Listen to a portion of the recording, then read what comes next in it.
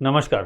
आज हम बात करने वाले हैं जुलाई महीने के राशिफल की। सभी 12 राशियों के लिए जुलाई महीने कैसा बीतेगा, इसके बारे में हम डिटेल से चर्चा करेंगे। देखिए, ये चर्चा जो हम करने वाले हैं ये डिपेंडेंट है प्लैनेट पे। तो सबसे पहले हम ये समझते हैं कि कौन सा प्लैनेट यानी कौन सा ग्रह कौन सी राशि में इस महीने है और कौन कौन सा प्लैनेट चेंज हो रहा है। तो मैं आपको ज़रा इसको समझाता हूँ। देखिए, इस वक्त जो राहु देव हैं वो यहाँ पर हैं, केतु देव यहाँ पर हैं, शनि महाराज यहाँ पर हैं। महीने के शुरू में सूर्य यहाँ पर रहेंगे और थोड़े दिनों बाद सूर्य यहाँ पर चले जाएंगे। तो सूर्य 2 राशि का रिजल्ट देने वाले हैं, हर महीने में ऐसा होता है। बुध देव 2 राशियों का वो भी रिजल्ट देंगे, एक यहाँ का रिजल्ट देंगे और एक यहाँ का रिजल्ट देंगे। लेकिन ज्यादातर बुध रेट्रोग्रेड रहने वाले हैं। ज्यादा समय इस महीने में रेट्रोग्रेड यानी वक्री रहने वाले हैं। वक्री को थोड़ा सा ध्यान से समझना पड़ेगा, ये गेम चेंजर होता है। स्पेशली बात कर रहा हूं बुध की। इसके अलावा अगर हम बात करें तो बृहस्पति ऑलरेडी यहाँ पर हैं ही। महीने में कुछ दिन शुक्र यहाँ पर रहेंगे और कुछ दिन शुक्र यहाँ पर रहने वाले हैं इस राशि में। तो आप देखिए, मोटा मोटा 3 नंबर, 4 नंबर, 5 नंबर राशि में थोड़ा ज्यादा मूवमेंट आ रहा है। एक और प्लैनेट है जिसने अभी अपना राशि परिवर्तन किया, जिसका नाम है मंगल, वो यहाँ पर है। चंद्रमा की मैं बात इसलिए नहीं कर रहा क्योंकि वो बहुत छोटे छोटे समय में अपना राशि परिवर्तन करते रहते हैं। तो आप ये मोटा मोटा थीम समझ लीजिए, कुछ कॉन्सेप्ट समझते हैं। देखिए, मंगल यहाँ बैठा है, सूर्य और बुध यहाँ पर हैं और ये एक्चुअली बुध तो दोनों ही घरों का रिजल्ट देने वाले हैं। पहले आगे जाएंगे और उसके बाद रेट्रोग्रेड होकर वापस पीछे आएंगे, फिर पूरा महीना, मतलब इससे बाहर 4 नंबर राशि से बाहर बुध नहीं जाने वाले हैं। तो यानी एरीज राशि की मैं बात करूं तो चौथे घर का या तीसरे और चौथे घर का रिजल्ट मिलने वाला है। इस बात को देख लीजिएगा। केतु और शुक्र यहाँ और यहाँ दोनों जगह रहने वाले हैं, तो शुक्र का भी अपना बहुत इंपॉर्टेंट रोल है। मैं स्पेशली बात कर रहा हूँ बुध का। जब बात करूंगा तो बिजनेस की बात करूंगा, करियर की बात करूंगा। शुक्र की जब बात करूंगा तो रिलेशनशिप, रोमांस, इन सारी चीजों के बारे में बात होगी। बाकी मोटा मोटा शनि वहीं है, अभी अगले साल भी काफी समय ये वहीं रहने वाले हैं। 2027 में भी बहुत लंबे समय तक यही रहने वाले हैं। राहु देव का परिवर्तन होने में भी अभी समय है, तो राहु केतु 18 महीने में बदलते हैं, इसमें थोड़ा समय है। तब अब बात करते हैं राशियों की। देखिए, एरीज राशि की अगर मैं बात करूं तो सूर्य यहाँ पर है और कुछ समय के लिए यहाँ पर रहेंगे। जब सूर्य का यहाँ पे, और अच्छा हमने बुध की बात करी, बुध यहाँ पर भी रहने वाले हैं कुछ समय के लिए वक्री, और बुध यहाँ पर भी रहने वाले हैं। देखिए, यहाँ ये सारा जो कैलकुलेशन हो रहा है, यहाँ पे बृहस्पति देव भी हैं कुछ समय के लिए, शुक्र भी यहाँ पर है, उसके बाद शुक्र का राशि परिवर्तन होकर यहाँ आ जाएगा। तो देखिए, 4th हाउस बहुत इंपॉर्टेंट रोल प्ले कर रहा है। सारा गेम इनके चौथे घर में हो रहा है। चौथा घर सुख का होता है, माँ की ममता का होता है, आपका घर होता है, आपकी गाड़ी होती है। और जब भी बुध वक्री हो जाए तो आप ये मान लीजिएगा कि वहां पे कुछ रिपीटिशन या वहां पे कुछ चैलेंजेस वगैरह रहते हैं। तो इनको थोड़ा सा ये वाला महीना थोड़ा सा केयरफुल रहना पड़ेगा। हालांकि राहु और शनि अपना काम ठीक कर रहे हैं, राहु और शनि अपना काम ठीक कर रहे हैं, लेकिन चौथा घर थोड़ा देख लीजिएगा। जो लोग एरीज वाले हैं, उनको अपना जॉब चेंज करना है, घर चेंज करना है, स्थान परिवर्तन करना है, ट्रांसफर लेना है, उनके लिए बहुत बढ़िया समय होता है। यहाँ पे ये एक और अच्छी बात यह है कि एरीज वालों के लिए ये जो पूरा बना हुआ है मेष राशि वालों के लिए, ये प्रॉपर्टी इन्वेस्टमेंट के लिए बहुत बढ़िया समय है। या आप अगर कोई व्हीकल खरीदना चाहते हैं, इन दोनों चीजों के लिए एरीज राशि में के लिए ये बहुत बढ़िया समय चल रहा है। ऑल्दो ध्यान रखिएगा इस बात को कि ये मेहनत का समय है।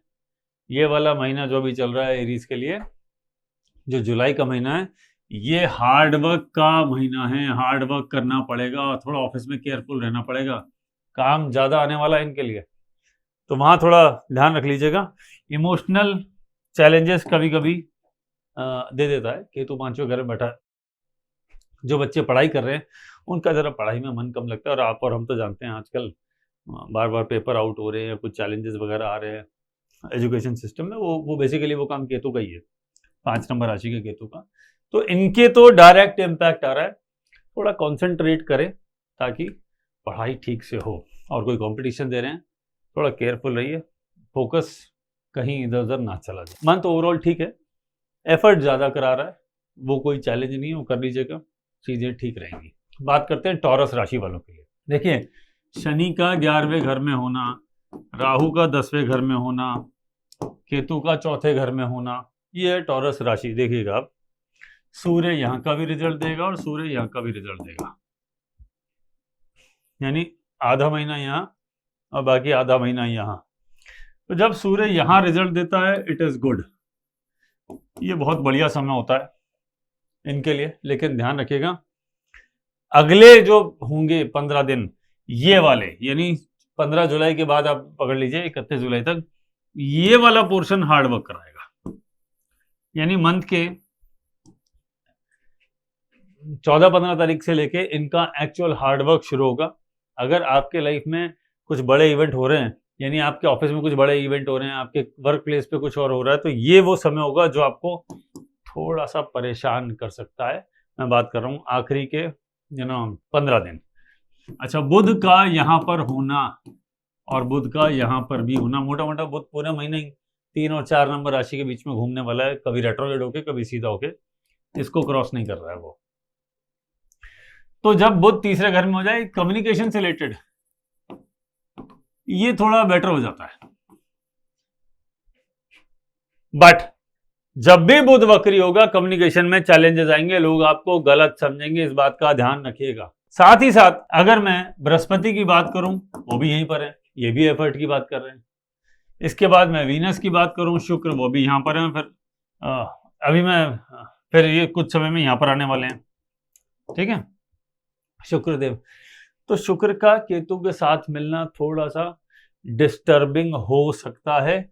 यहां तक तो चीजें स्टिल ओके है चंद्रमा इस राशि के लिए तीसरा, क्योंकि यहाँ कोई ना कोई प्रोटेक्शन मिलने वाला है। लेकिन एक बात जरूर ध्यान रखिएगा, बुध भी वक्री है और साथ में शुक्र का कनेक्शन, ये थोड़ा चैलेंजिंग हो सकता है। मैं स्पेशली बात कर रहा हूँ रिलेशनशिप में, इसको थोड़ा संभाल लीजिएगा, इसकी वजह से कुछ चैलेंजेस आ सकते हैं, परेशानियां आ सकती हैं, या आपकी एक्सपेक्टेशन मैच नहीं करेगी, ये वाला पॉइंट। लेकिन जब भी शुक्र यहाँ आएगा, जब जैसे ये सेकंड हाफ में यहाँ मिलेगा, प्राइमरीली सेकंड हाफ में ज़्यादा बढ़िया रिजल्ट मिलेगा, क्योंकि सूर्य अभी यहाँ पर है और बुध भी पीछे चले जाएंगे, तो यहाँ थोड़ा आप कंफर्टेबल फील करेंगे। लेकिन इस बात को ना भूलें कि सूर्य तीसरे घर का रिजल्ट दे रहा है, एफर्ट में कोई कमी नहीं आएगी। अगर आपने एफर्ट से रिलेटेड कुछ चूके या उसमें आपने कुछ कमी करी, तो उसके कॉन्सिक्वेंसेस डेफिनेटली हो सकते हैं।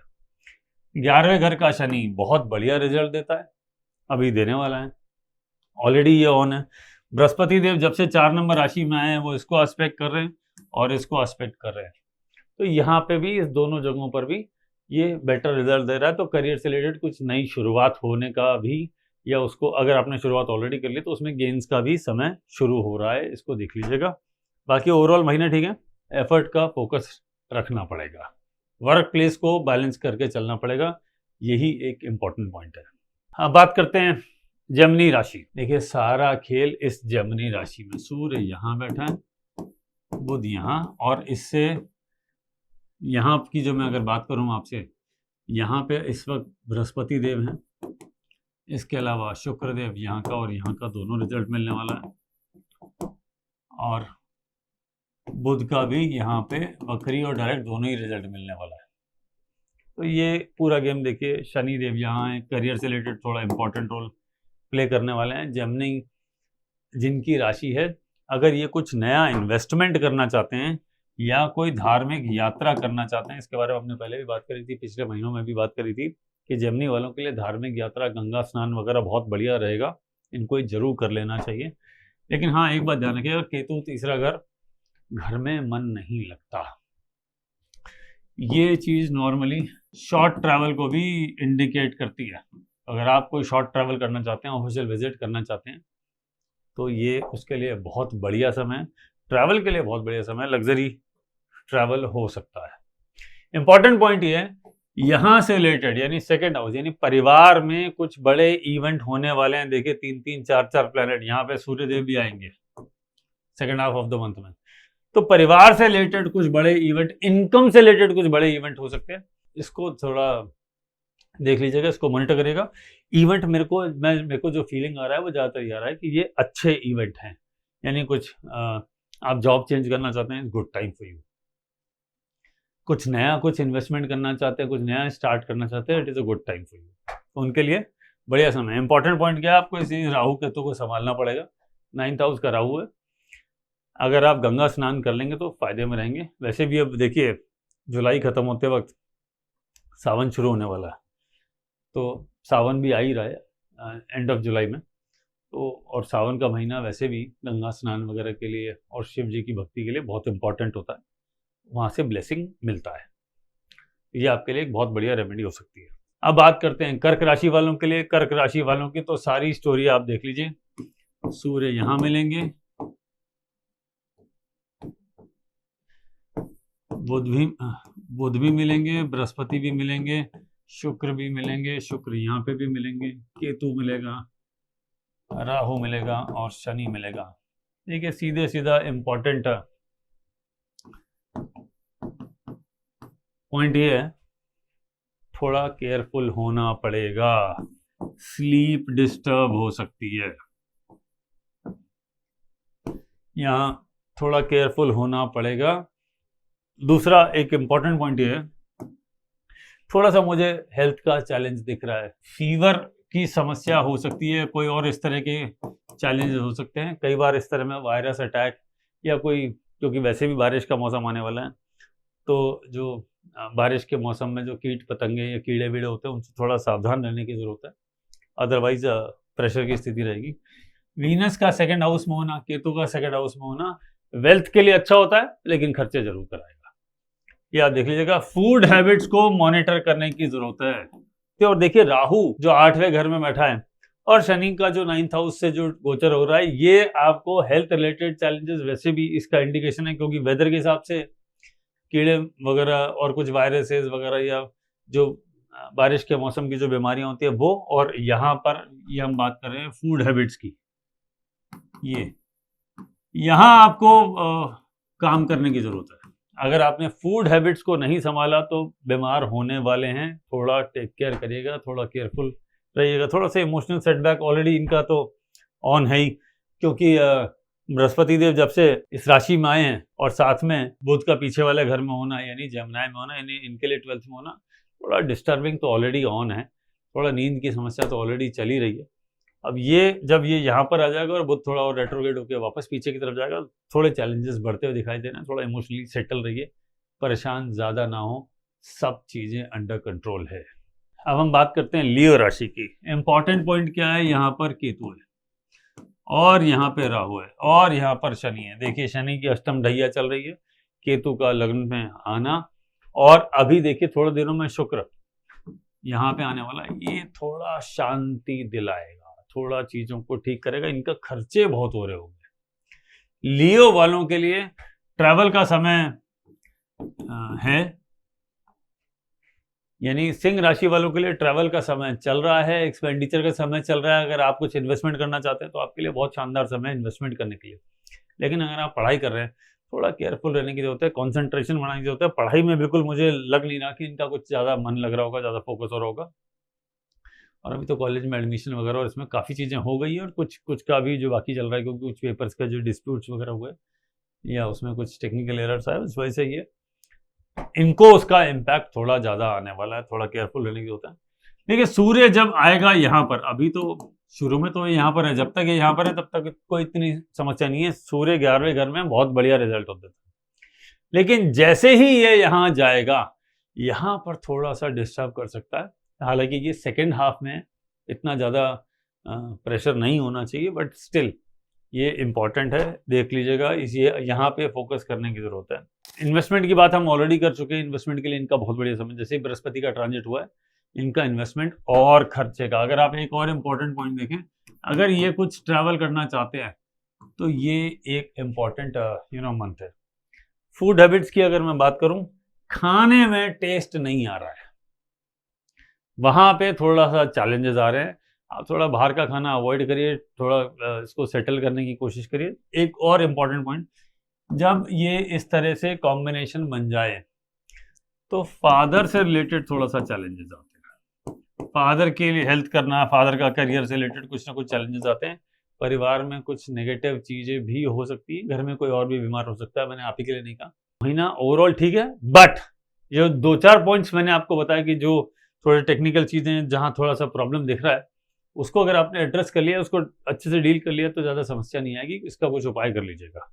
वर्गो राशि, देखिए इनके लिए तो सब कुछ यहाँ पर और यहाँ पर सारे प्लेनेट का मूवमेंट, बृहस्पति देव जब से यहाँ आए इनके तो मतलब ये देख लीजिए कि इनके लिए तो गोल्डन पीरियड लाइफ का शुरू हो गया है। साथ में अभी सूर्य यहाँ है पहले में, और पहले 15 दिन में, और फिर यहाँ आने वाले हैं। ये जबरदस्त, तो इनके लिए तो वर्गो राशि वालों के लिए तो वैसे भी, यानी कन्या राशि वालों के लिए वैसे भी बहुत बढ़िया गेन्स का, कुछ नया स्टार्ट करने का, इनकम सोर्स नए जनरेट करने का ये बढ़िया समय शुरू हो रहा है। तो जिसका भी चंद्रमा वर्गो राशि में है, उन लोगों को इस बात का ध्यान रखना है कि आपका अच्छा समय शुरू हो रहा है। टाइम इधर उधर वेस्ट ना करें, पूरा फोकस अर्निंग अर्निंग अर्निंग। जब तक बृहस्पति यहाँ है, अगले 1 साल आप लेके चलिएगा, अप्रैल तक ले लीजिएगा, मोटा मोटा आप अप्रैल तक ले लीजिए। ये बहुत बढ़िया समय, ये मौका ना गंवाएं, क्योंकि इसके बाद जब बृहस्पति अगली राशि में जाएगा तो आपको थोड़ा सा डिफिकल्ट आपके लिए समय हो सकता है। ये आप ध्यान रखिएगा। वर्गो राशि वालों के लिए कह रहा हूं, अप्रैल तक की बात कर रहा हूं। सूर्य का 10वें और 11वें घर में गोचर बढ़िया होता है, नेम फेम के लिए, इनकम के लिए, आपके कार्यों की सिद्धि के लिए, आपके कार्य अच्छे से पूरे होंगे। शनि अगर यहां पर है 7वें घर में, ये भी आपसे एफर्ट तो कराएगा ही कराएगा, इसके लिए तैयार रहिएगा। लेकिन एफर्ट का रिजल्ट बढ़िया आएगा, वो मनी में कन्वर्ट होगा, ये बिल्कुल तय है। राहु का 6ठे घर में होना कंपटीशन में सक्सेस दिखाता है। तो वर्गो राशि वालों के लिए तो बहुत ही शानदार समय है। ये महीना ना गंवाएं, पूरा फोकस करें। जितने भी आपके काम हैं वो आज आप करना चाह रहे हैं, जो पेंडिंग है उसको क्विकली कंप्लीट कर लीजिए, ताकि ये समय आपके लिए बढ़िया निकले। लिब्रा राशि वालों के लिए देखिए, सारा गेम यहाँ ऑन है। बृहस्पति देव तो यहाँ है ही, शुक्र आपको यहाँ पे भी मिलेंगे, यहाँ पे भी मिलेंगे। शुक्र का 11वां जाना, बृहस्पति का 10वां जाना। हालांकि ट्रांजिट का बृहस्पति 10वें घर में बहुत अच्छा नहीं होता, बट फिर भी ये बहुत खराब भी नहीं है। शनि का 6ठे घर में जाना बहुत बढ़िया होता है, और राहु का 5वें घर में आना थोड़ा सा इमोशनली अनस्टेबल करेगा, करियर से रिलेटेड चैलेंजेस दे सकता है। थोड़ा केयरफुल रहने की जरूरत है, क्योंकि 5वां और 11वां दोनों घर का शामिल हो जाना राहु केतु के साथ थोड़ी सी टेंशन प्रेशर दे सकता है। खर्चे बहुत होने वाले हैं, ये मंथ ऑफ एक्सपेंसेस है, काफी खर्चा करवाएगा। यहाँ पे थोड़ा ध्यान रखने की जरूरत है। और जो देखिए, बुध का यहाँ पर भी ट्रांजिट, और यहाँ तो चल ही रहा है फर्स्ट हाफ और सेकंड हाफ की अगर मैं बात करूं, ये थोड़ा केयरफुल रहने की जरूरत है। 9th हाउस में बुध वैसे तो बहुत अच्छा नहीं होता, लेकिन ट्रांजिट में 9th और 10th में बुध जाता है, तो ये, और साथ में अगर और प्लैनेट हो तो खाली अकेले बुध का रिजल्ट नहीं रहता। लेकिन कम्युनिकेशन के वक्त ध्यान रखने की जरूरत है, बुध वक्री हो रहा है। कम्युनिकेशन एट वर्क प्लेस, कुछ चैलेंजेस आ सकते हैं, थोड़ा देखना पड़ेगा। ओवरऑल इनके लिए बढ़िया है। आपको राहु की रेमेडी और केतु की रेमेडी कंटिन्यूस करती रहनी चाहिए, जब तक यहाँ पर मैं बात कर रहा हूँ। एंड ऑफ नवंबर तक राहु केतु आपको डिस्टर्ब कर रहे हैं, आप इसकी रेमेडी अपने चार्ट दिखा के जरूर कर लीजिएगा, वरना ये आपको थोड़ा तंग करने वाले हैं। स्कॉर्पियो राशि, बड़ा डिफिकल्ट समय इनका ऑलरेडी चल रहा था। जब से बृहस्पति देव यहाँ आए हैं, थोड़ा सुख चैन आना शुरू हुआ है। शनि देव यहाँ पर हैं, राहु यहाँ पर हैं।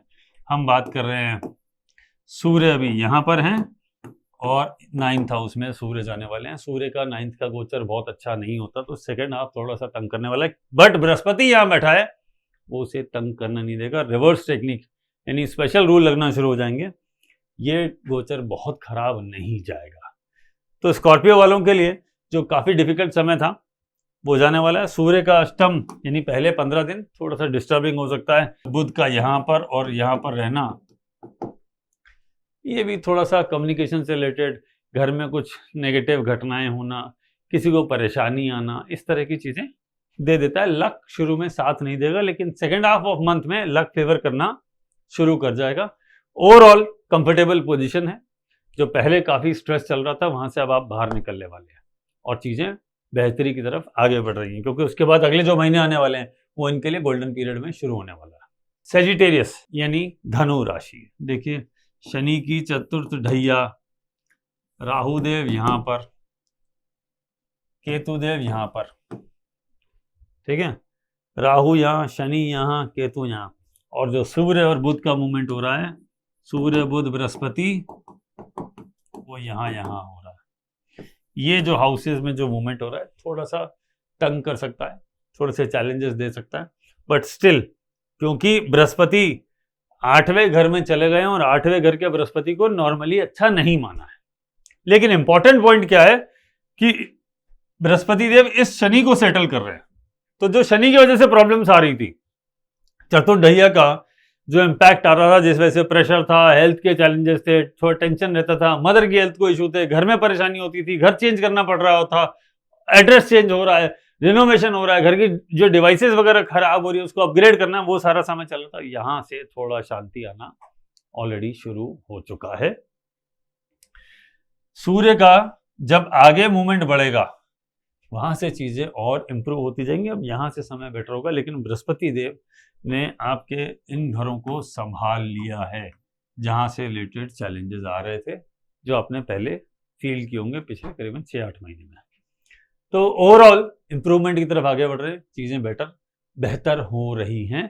थोड़ा सा 1-आध महीना और समय लगेगा, लेकिन आपको इंप्रूवमेंट दिखना शुरू हो जाएगा। 10 नंबर राशि मकर राशि, राहु दूसरा घर, केतु यहाँ, शनिदेव यहाँ, सूर्यदेव यहाँ। छठा सूर्य बहुत बढ़िया होता है, 7वां सूर्य खराब होता है। नोट कर लीजिएगा, ट्रांजिट की बात कर रहा हूँ।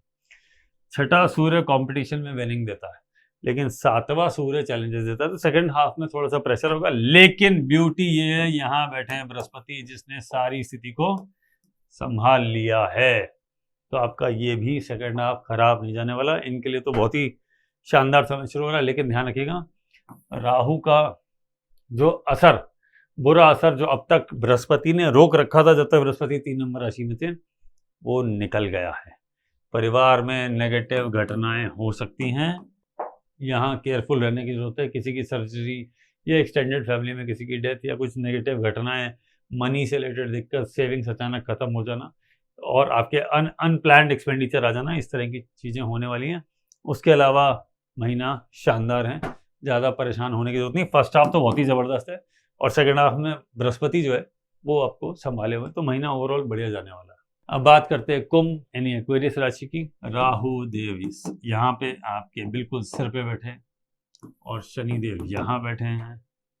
यहाँ पर सूर्य का पहले 15 दिन होना और अगले 15 दिन होना, यानी सेकेंड हाफ ज़्यादा बढ़िया जाने वाला है फर्स्ट हाफ से। इनका तो वैसे भी अभी किसी चीज़ में मन नहीं लग रहा होगा, बाहर खाने का बहुत मन कर रहा होगा, स्टमक थोड़ा अपसेट होगा, थोड़ा एसिडिटी टाइप की समस्या हो सकती है। संतान, अगर आपकी संतान है तो उससे रिलेटेड कुछ ना कुछ बड़े डिसीजन लेने का समय है, हो सकता है उससे रिलेटेड कुछ बड़े इवेंट हो रहे हों। लेकिन इम्पॉर्टेंट पॉइंट क्या है, थोड़ा सा इमोशनल चीज़ें संभालनी पड़ेगी। शनि का सेकेंड हाउस में ट्रांजिट होना परिवार में बड़ी बड़ी घटनाएं दिखाता है। फैमिली का होता है ये सेकेंड हाउस, फैमिली और इनकम से भी इसका कनेक्शन है। इनसे रिलेटेड कुछ बड़ी घटनाएं, कुछ इंपॉर्टेंट इवेंट हो सकते हैं, वहां ध्यान रखने की जरूरत है। आप अपने फैसले खुद ना लें, राहु देव आपसे गलती करवा सकते हैं। पहले तो अब तक सब बचा था, तो बृहस्पति देव जब से यहां आए हैं तो प्रोटेक्शन की जो लेयर थी वो हट गई है। तो आपको अपने फैसले अब नहीं लेने चाहिए, कम से कम नवंबर एंड तक। दिसंबर के बाद आप फ्री हो जाएंगे, लेकिन तब तक आपको थोड़ा केयरफुल रहने की जरूरत है, किसी की सलाह लेके काम करें, ठीक है। तो ओवरऑल ठीक है, बट जो छोटी छोटी 1-2 चीजें वो मैंने आपको एक्सप्लेन कर दी। अब बात करते हैं मीन राशि वालों की, आखिरी राशि है, इसकी बात करते हैं। यहाँ पे बैठे हैं शनिदेव, यहाँ पे बैठे हैं राहु देव और यहाँ पे बैठे हैं केतु देव। शुक्र का जो मूवमेंट है वो इन घरों में हो रहा है। बृहस्पति अभी यहां पर हैं, बुध भी दोनों जगह का रिजल्ट देंगे। सूर्य 15 दिन यहाँ का और 15 दिन यहाँ का, दोनों का रिजल्ट आने वाला है, तो काफी मिक्स्ड रिजल्ट है। हालांकि बृहस्पति ने इसको पूरा प्रोटेक्शन दे दिया है, लेकिन एक्सपेंडिचर जो है वो रुकने का नाम नहीं ले रहे। रात की नींद भी थोड़ी सी डिस्टर्ब है। अगर आप विदेश यात्रा करना चाहते हैं कर लीजिए, बहुत बढ़िया समय चल रहा है। या कोई और किसी ट्रैवल पे जाना चाहते हैं, लेकिन आपके खर्चे बहुत सारे होने वाले हैं। मन की थोड़ी सी शांति मिलना शुरू हो गया है, कुछ अच्छी घटनाएं भी होंगी, लेकिन अगर आपकी कुंडली में कोई स्पेशल योग चल रहा है, वहां पे कोई प्लैनेट बैठा है या कोई प्लैनेट इधर बैठा है या यहाँ बैठा है, तो थोड़ा ध्यान रख लीजिएगा। स्कॉर्पियो राशि आपकी कुंडली में 9th हाउस में पड़ रही है, तो जो लक है उसमें भी थोड़ा सा प्रॉब्लम देता है नॉर्मली।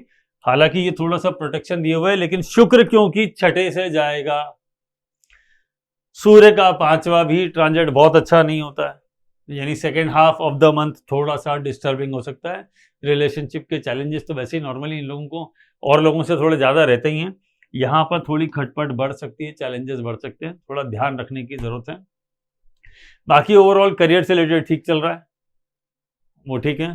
थोड़ा जो पहले से जो स्ट्रेस की स्थिति बनी हुई थी वो अब शांत हो गई है, आपके लिए अब चीज़ें ठीक होने वाली हैं। मेरे हिसाब से मुझे लगता है कि जुलाई का महीना और निकाल लीजिए, अगले महीने से चीज़ें आपके लिए और बढ़िया होने वाली हैं। हालांकि बृहस्पति का 5वां होना और सूर्य का भी साथ में आना ये बढ़िया हो सकता है, ये बहुत बढ़िया होता है, लेकिन एक बात हमेशा याद रखिएगा कि जब भी बृहस्पति का लगन हो तो बुध के ट्रांजिट पे खास फोकस किया जाता है, क्योंकि ये खराब रिजल्ट देता है। और ऐसे में बुध का वक्री होना, तो कोई डॉक्यूमेंटेशन करते वक्त, कुछ ईमेल भेजते वक्त, कोई राइटिंग में कुछ कम्युनिकेशन करते वक्त, व्हाट्सएप वगैरह पे या एसएमएस कुछ करते वक्त थोड़ा सा केयरफुल रहिए, शब्दों का चयन ठीक रखिएगा, मिस कम्युनिकेशन का चांसेस है। बस इतनी सी छोटी सी वार्निंग है, बाकी सब ये महीना इनके लिए बहुत बढ़िया, बहुत ही अच्छा जाने वाला है। तो फोकस करिए अपने करियर पे, हेल्थ पे फोकस कर लीजिएगा, क्योंकि आपकी बॉडी ने अभी काफ़ी स्ट्रेस झेला है और अब चीज़ें थोड़ा ईज आउट हो रही हैं। तो अगर आप बीमार चल रहे थे तो अब आपको सही मेडिसिन मिल जाएंगी, या जो मेडिसिन आप ले रहे हैं उसका जो असर है वो बेटर और होता जाएगा, तो ज़्यादा अच्छा रिजल्ट मिलने वाला है। तो ये थे साहब 12 राशियों का जुलाई के महीने का राशिफल। फिर मिलते हैं अगले महीने अगस्त के महीने को के राशिफल को लेकर। नमस्कार।